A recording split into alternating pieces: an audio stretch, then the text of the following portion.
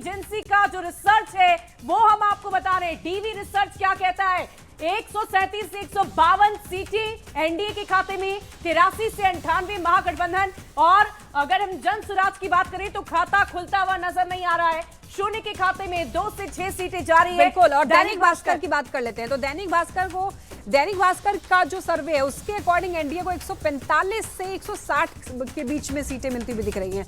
वहीं महागठबंधन को 73 से 91 सीटें देता हुआ ये दिखाई दे रहा है। जन स्वराज का यहां पर भी खाता खुला हुआ नहीं दिख रहा है और अदर्स को भी नहीं दिया, यानी कि मुख्य तौर पर दैनिक भास्कर के अकॉर्डिंग महागठबंधन और एनडीए के बीच में सीधा सीधा मुकाबला है। चाणक्य का भी है सुबी वाकई, और चाणक्य के जो आंकड़े हैं वो हम अपने दर्शकों को बता दें, 130 से 138, 100 से 107, यहां पर महागठबंधन को सबसे ज्यादा बढ़त देती हुई नजर आ रही है। दो जो ऊपर के आपने आंकड़े देखे, दो पोलिंग एजेंसी भास्कर और डीवी रिसर्च, उसमें भले ही महागठबंधन को कम सीटें दी गई, लेकिन चाणक्य ये कह रहे हैं कि 100 से लेकर 107 सीटें चाणक्य एजेंसी कह रही है। और ये भी जन स्वराज का खाता नहीं खुलता नजर आ रहा है और यहां पर 3 से 5 अदर्स के खाते में जाती हुई सीटें नजर आ रही है। और देखिए लगातार हम आपको बता रहे हैं अलग अलग एजेंसी के जो आंकड़े हैं। और देखिए पीपल्स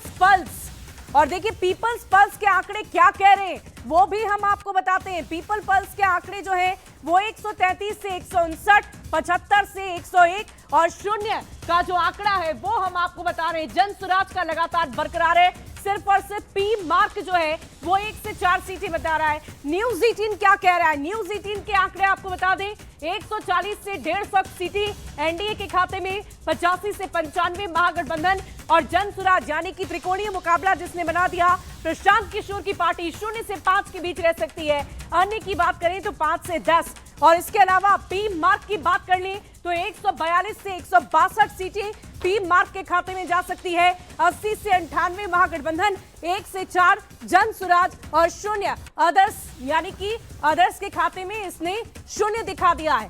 वहीं अगर न्यूज 24 की बात करें तो 152 सीटें एनडीए के खाते में, महागठबंधन के खाते में 84 और जन स्वराज शून्य और 7 सीटें अदर्स के खाते में जाती नजर आ रही है।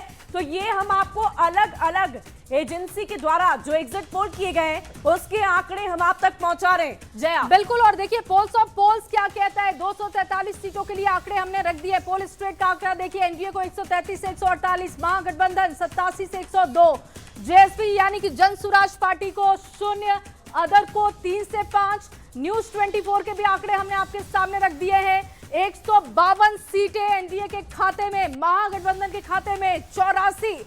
एग्जिट पोल के आंकड़े हैं, 14 तारीख का इंतजार आपको करना है, लेकिन एग्जिट पोल के आंकड़े हमने आपके सामने रखे हैं।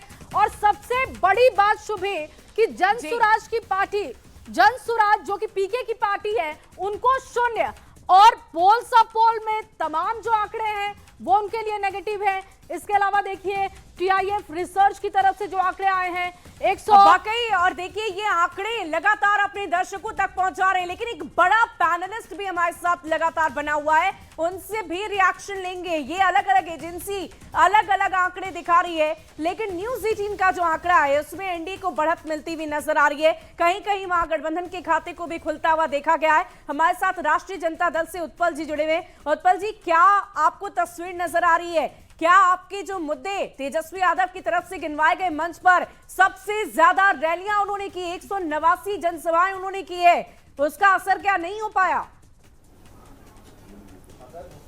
नहीं, देखिए जो तस्वीर अपने टीवी पे आप दिखाएंगे हमें तो वही दिख रहा है, लेकिन जमीन पर बिल्कुल अलग है ये बात।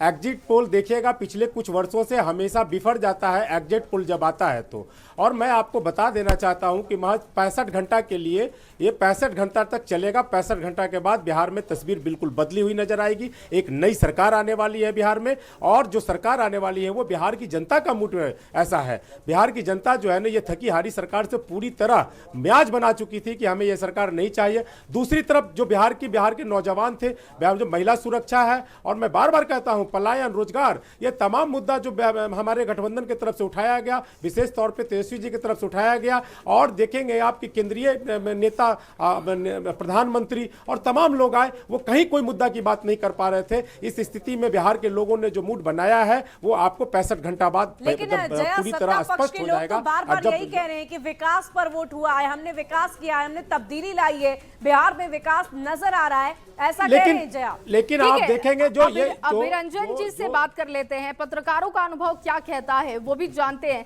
ये जो आंकड़े अभिरंजन जी हम दिखा रहे हैं, पोल्स ऑफ पोल्स के आंकड़े हो 243 सीटों के लिए, या जो हमारा आंकड़ा है, ये क्या लग रहा है, क्या इसी तरीके का ईवीएम जब खुलेगा, नतीजे जब सामने आएंगे, आंकड़े आएंगे, तो इसी तरीके के ये आंकड़े रहेंगे? अब देखिए, जब सारे आंकड़े एक ही दिशा में जा रहे हो तब हम लोगों को भी मानना पड़ता है कि उसके सही होने की गुंजाइश बढ़ जाती है। अगर कॉन्ट्राडिक्टरी दिखता तो हम लोग कहते कि हाँ भाई कुछ कॉन्ट्राडिक्टरी है, कुछ कन्फ्लिक्ट है, हो सकता है परिणाम कुछ अलग होगा। लेकिन जब सारे के सारे एक ही डायरेक्शन में जा रहे हैं तो प्रोबेबिलिटी तो बढ़ जाती है। लेकिन जैसा कि आप भी बता रही हैं और हम भी समझते हैं, हम भी कहना चाहते हैं कि असली रिजल्ट तो 14 को ही पता चलेगा। मैं 2-3 चीजें देखिए बताना चाहता हूँ। एक तो मैं ये कहना चाहता हूं कि अगर जनसुराज के बारे में इस तरीके का रिजल्ट लोग बता रहे हैं और सारे के सारे उनको 0 सीट लगभग दे रहे हैं, तो ये बहुत बड़ा डिजास्टर होने वाला है जनसुराज के लिए, क्योंकि कम से कम 1000 करोड़ रुपए का उनका इन्वेस्टमेंट इस चुनाव में है। हो सकता है कि मेरे अनुमान से ज्यादा हो, मैं बहुत कंजर्वेटिव फिगर दे रहा हूं आपको। उनके कार्यकर्ताओं और अन्य नेताओं के खर्चे वगैरह जोड़ लें तो हो सकता है वो 5000 करोड़ रुपए हो। और अगर इतना ज्यादा इन्वेस्टमेंट करके अगर एक विधायक बिहार में या 2 विधायक न जितवा पाए तो ये मुझे लगता है कि बहुत बड़ा डैमेज होगा। और इसमें कोई भी जो है वाकई अभिरंजन जी एक बड़ा डिजास्टर हो सकता है। इसकी चर्चा हम बार बार कर रहे थे और आगे भी आपसे चर्चा करेंगे। परसेंटेज भी पता होना चाहिए कि कोई सर्वे में ये भी बताए कि आखिर इनको वोट परसेंटेज कितने, सीटें नहीं मिल रही है तो चलो एक बात है, लेकिन क्या इनको वोट परसेंटेज भी बहुत सारी बातें जिस पर हम चर्चा करेंगे। और राजनीतिक दल हर तरीके से कोशिश करता है, लेकिन जनता का मूड क्या है, उनका मिजाज क्या है, ये तो बूथों पर जाकर पता चलता है और ईवीएम का जब पिटारा खुलेगा तब पता चलेगा। लेकिन फिलहाल तो खुशी की बात मनीष जी के लिए, जेडीयू सबसे बड़ी पार्टी हो सकती है।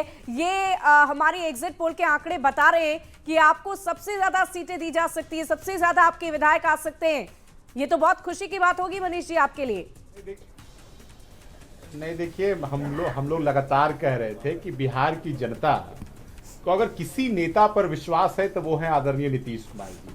और हमारे नेता पूरा चुनावी जनसभा का उनका भाषण निकाल कर देख ली, जिस प्रकार से हमारे बड़े भाई उत्पल जी कह रहे थे ये लोग मुद्दा पे बात नहीं करते हैं, इन्हें विकास नहीं दिखता, ये चश्मा पहने हैं लेकिन फिर भी इनको स्पष्ट नहीं दिखाई दे रहा है। तो हम तो उत्पल भैया को कहेंगे कि एक बार अपना चश्मा का जांच करा लीजिए। लेकिन मनीष जी बस मैं आपसे छोटा सा रिएक्शन ये लेना चाहूंगी कि कुछ 2 ऐसी बड़ी बात बता दीजिए कि 2 ऐसे बड़े मुद्दे जो नीतीश कुमार ने मंच से जाकर कहा और उसी के आधार पर आपको वोट मिले होंगे। नहीं देखिए, इस चुनाव में सबसे ज्यादा महिलाओं ने बढ़ चढ़ कर भाग लिया है, यानी कि महिला पहला फैक्टर है और दूसरा फैक्टर बिल्कुल बिहार के युवा छात्र, जिस प्रकार से बिहार में शिक्षा व्यवस्था 2005 तक ध्वस्त हो गया था, नीतीश कुमार जी ने बिहार में हर पंचायत में स्कूल खोला, लड़कियों को स्कूल जाने के लिए साइकिल दिया, भोजन दिया, वस्त्र दिया, स्कॉलरशिप दिया और स्टूडेंट क्रेडिट कार्ड दिया। ठीक है। किसी कोने में मैं लौटती हूँ आपके पास मनीष जी, लौटती हूँ आपके लिए।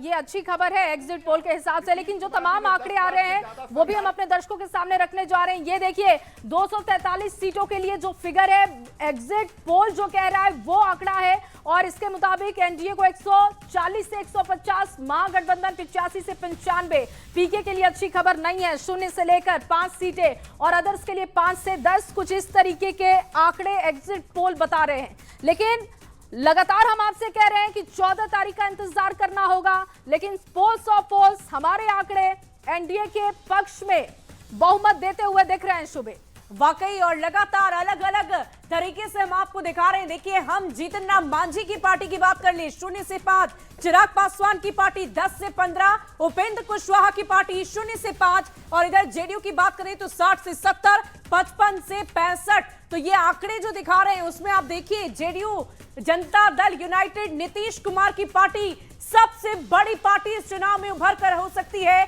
ऐसे हमारे आंकड़े बता रहे हैं। जया, बिल्कुल, और महिलाओं वाला फैक्टर जिसका जिक्र मनीष जी कर रहे थे, जिसका जिक्र वो भी कर रहे थे, युवाओं वाले फैक्टर की बात कर रहे थे, वो लग रहा है कि काम करता हुआ दिख रहा है। घटक दलों का क्या है आंकड़ा, वो हम रख रहे हैं। देखिए, बीजेपी 55 से 65 है, जेडीयू 60 से 70, हमको 0 से 5 सीटें मिल सकती है।